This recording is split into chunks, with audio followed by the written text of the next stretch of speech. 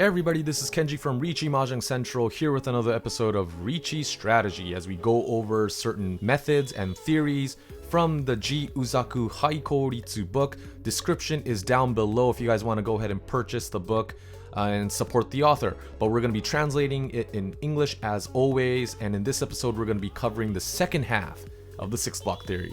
Without further ado, let's dive right in.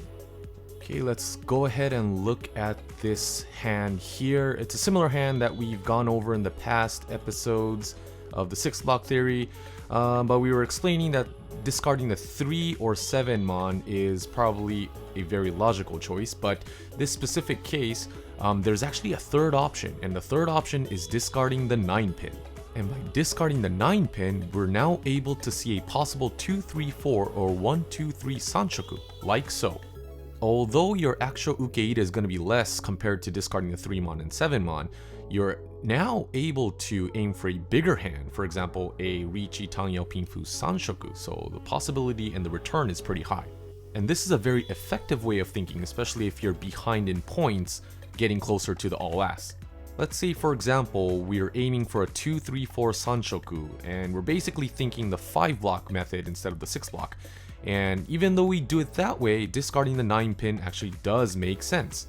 And as you could see here, if we split it up in 2, 3, 4, naturally you're going to be left with one other block and one head or atama, or a pair. And this is possible because you fully understand the 5-block method that we went over in the past. If you divide up the blocks properly, you're now able to see a better hand.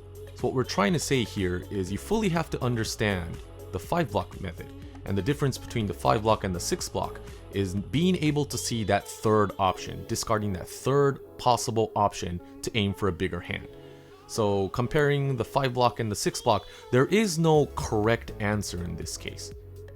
So now let's look at this hand here. The 5-block is pretty much self-explanatory, it's pretty obvious. But let's look at this hand in a 6-block perspective. For example, if you discard the 3 pin, it is a kanzen ishanten weight, meaning that any tile you draw, you'll become tenpai. But if you look at your hand, it's not going to be a pinfu nor a tanyao, so it's probably going to be a Riichi only hand with a possible uradora. And a win is a win, and that's totally okay, especially if the whole game flow is pretty flat, meaning there's really no one in lead or you're not behind, and that's no problem. But what if you're in the south round and you're behind points? Once you're in that scenario, discarding the 7 mon now becomes an option. And by discarding the 7 mon, you'll at least have a pinfu hand. And if you draw a tile, let's say the 2 pin or the 4 pin, which connects to the 3 pin, you're gonna discard the 7 and 8 so. You're gonna be discarding that block. And now you're aiming for a Tanyao Pinfu Sanshoku. It might be a debate to see if the 3 pin is worth keeping or not, but if it does connect, as mentioned earlier, the return is very big.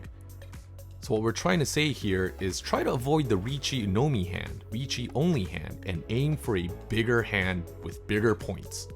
Let's look at this hand, which makes it even more clear why keeping the 3 pin makes sense. First, discard the 7 mon to keep a better shaped ryanmen or double-sided weight. If you're lucky enough to draw the middle 7 so weight, go ahead and discard the 3 pin for a Riichi Tanyao Pinfu.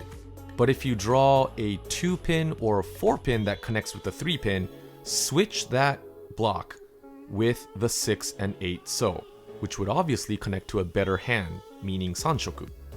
But keep in mind, just because the 6 and 8 so is a relatively bad block, don't discard that first. It's good to have that balanced option in your mind. So in this case, we had the 3 pin as an example for a possible Sanshoku, but same thing could be said if that floating tile is the Dora. So if you have a similar hand, and going full-on efficient play is only leading to a cheap hand or a bad weight at the end of the day, let's look at the 6-block method as we explained in the previous examples. And that's it for the 6-block theory. Thank you guys for tuning in. For those who've never heard of the 5-block or 6-block theory, hopefully this clarifies some of the confusion.